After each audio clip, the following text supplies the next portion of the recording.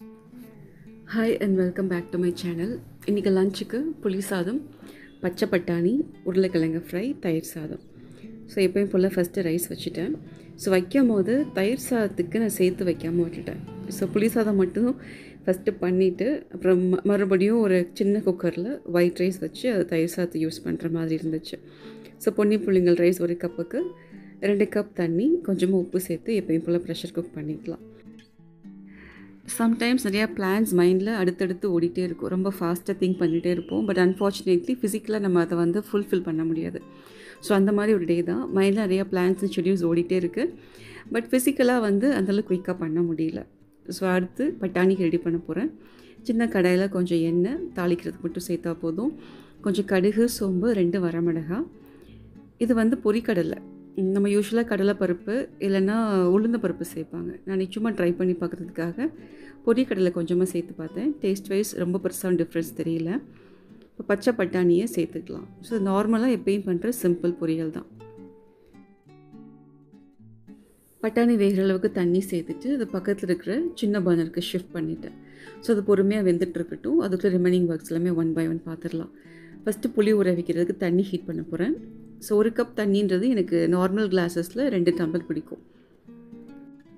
புளி ஊற வைக்க போகிற பாத்திரத்துக்கு ஹீட் பண்ண தண்ணியை மாற்றிட்டு இன்றைக்கி சமையலுக்கு மட்டும் புளித்தொக்கு எவ்வளோ தேவையோ அது மட்டும்தான் ரெடி பண்ணேன்.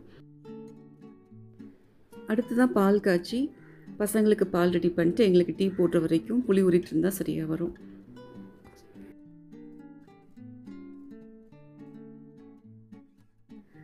அடுத்து பால் காய்ச்சி டீ பசங்களுக்கு பால்லாம் ரெடி பண்ணிடலாம். ஸோ காலையிலே வர்ணிகா கொஞ்சம் சீக்கிரமாக எழுந்திரிச்சிட்டா.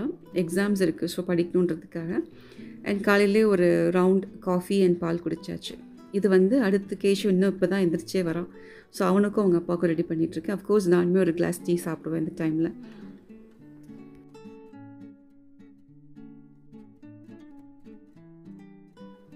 ஸோ பசங்களுக்கு ஃபஸ்ட்டு பால் ரெடி பண்ணிடலாம், அதுக்கப்புறமா டீ போடலாம்.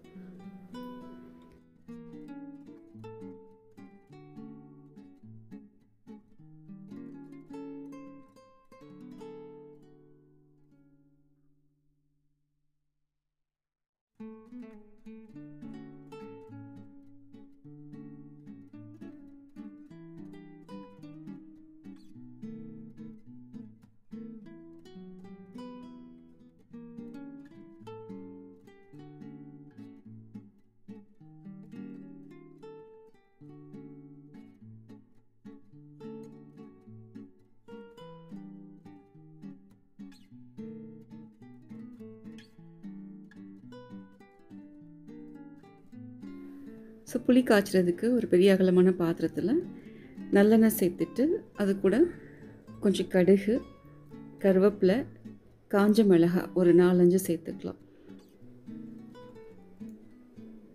டேஸ்ட்டுக்காக சும்மா 2 வெங்காயம் வடகம் சேர்த்தேன் இன்றைக்கி. ஸோ புளி தொக்கு பண்ணுற அதே கடையில் தான் ரைஸும் போட்டு மிக்ஸ் பண்ண போகிறேன்.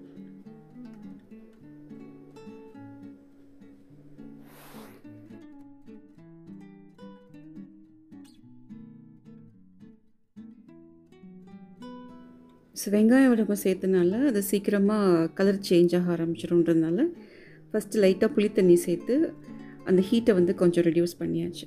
அதுக்கப்புறமா கொஞ்சம் கொஞ்சமாக கரைச்சிட்டு சேர்த்துக்கலாம். ஸோ கரைச்ச புளியோட மறுபடியும் ஒரு 1/2 கிளாஸ் to 3/4 கிளாஸ் தண்ணி சேர்த்துட்டு அதையும் கரைச்சி ஆட் பண்ணிக்கலாம். இது நான் பண்ண புளி கரைச்சல் ரொம்ப திக்காக இல்லை, கொஞ்சம் லைட்டராக தண்ணியாக தான் இருந்துச்சு. அதை ரைஸோட மிக்ஸ் பண்ணி புளி சாதமாக கிண்டியாச்சு. இப்போ இது கூட கொஞ்சமாக மஞ்சத்தூள், பெருங்காயத்தூள் சேர்த்து கொதிக்க விடலாம். இறக்குறதுக்கு ஒரு 2 minutes முன்னாடி உப்பு சேர்த்துக்கலாம்.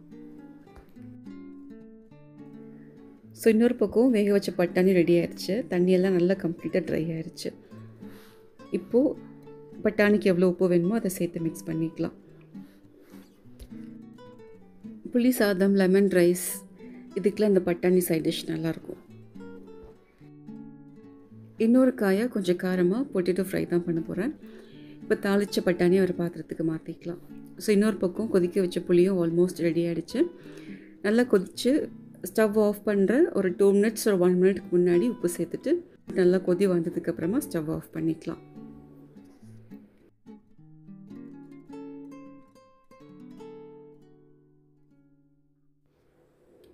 இதையும் தனியாக வேறு ஒரு பாத்திரத்துக்கு ஷிஃப்ட் பண்ணிவிட்டு புளி தாளிச்ச அதே கடாயில் ரைஸையும் போட்டு புளிச்சாரையும் சேர்த்து நல்லா மிக்ஸ் பண்ணிக்கலாம். சாதம் டைரெக்டாக குக்கர்லேருந்து ட்ரான்ஸ்ஃபர் பண்ணதுக்கப்புறமா இந்த மாதிரி லைட்டாக ஆற விட்டுறலாம். ஸோ அடி சாதம் மேபி சம்டைம்ஸ் லேசாக நீர் கோர்த்த மாதிரி இருக்கும், இல்லை லைட்டாக குழஞ்ச மாதிரியும் இருக்கும்.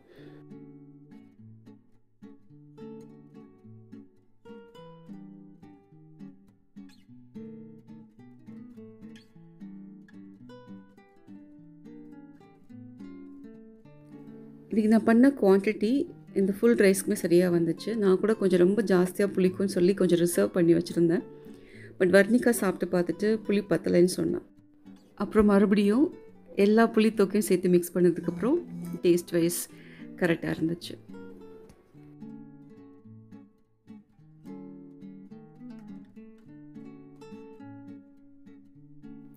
ஸோ அவ்வளோதான், புளி சாதம் ரெடி ஆகிடுச்சு. ஸோ ஆஸ் யூஷுவலாக சொல்கிற மாதிரி காலையிலேயே என் பசங்களுக்கு புளி சாதமே பிரேக்ஃபாஸ்ட் ஆயிரும், அவங்களுக்கு ரொம்ப பிடிக்கும். இது வந்து ஒயிட் ரைஸ் தயிர் சாதத்துக்காக மறுபடியும் நான் வச்சது. இப்போ அடுத்து கிழங்கு ஃப்ரை பண்ணுறதுக்கு பட்டாணி தாளித்த அதே கடாயில் ரிஃபைண்ட் ஆயில், கடுகு, சோம்பு, கருவேப்பிலை இந்த தாளித்ததுக்கப்புறமா நல்லா கழுவிட்டு குட்டி குட்டி பீஸாக கட் பண்ணால் பொட்டேட்டோஸ் ஆட் பண்ணிக்கலாம். ஸோ கிழங்கு சேர்த்துட்டு ஃபஸ்ட்டு ஹையில் வைக்காமல் சிம்மில் வச்சு லைட்டாக அதை ரோஸ்ட் பண்ணிக்கலாம். அதுக்கப்புறமா தேவைப்பட்டால் ஃப்ளேம் கொஞ்சம் அட்ஜஸ்ட் பண்ணிக்கலாம். இப்போ இதுக்கு மசாலா பவுடர்ஸ்னால் ஜஸ்ட் மிளகாத்தூள், உப்பு மட்டும்தான்.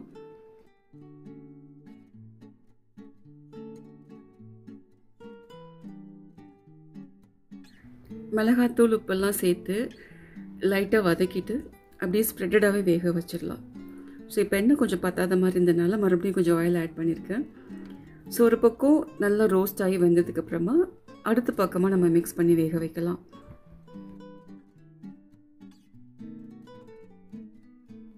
கொஞ்சம் பெருங்காயத்தூள் ஆட் பண்ணிக்கலாம். இந்த மாதிரி கிழங்கு ஃப்ரை நம்ம ட்ராவலில் லஞ்ச் பேக் பண்ணுறதுக்கு ஈஸியாக இருக்கும். எல்லா டைப்ஸ் ஆஃப் ரைஸ் ஐட்டம்ஸ்க்கும் சைட் டிஷ்ஷாக நல்லாயிருக்கும். இந்த கிழங்கு ரோஸ்ட்டை சப்பாத்திக்குள்ளே வச்சு ஒரு ரோல் மாதிரி கூட நம்ம செஞ்சு கொடுக்கலாம், லைட்டாக மயனீஸ்லாம் போட்டு. ஸோ இதான் வீட்டோட simple lunch. Thank you and happy food.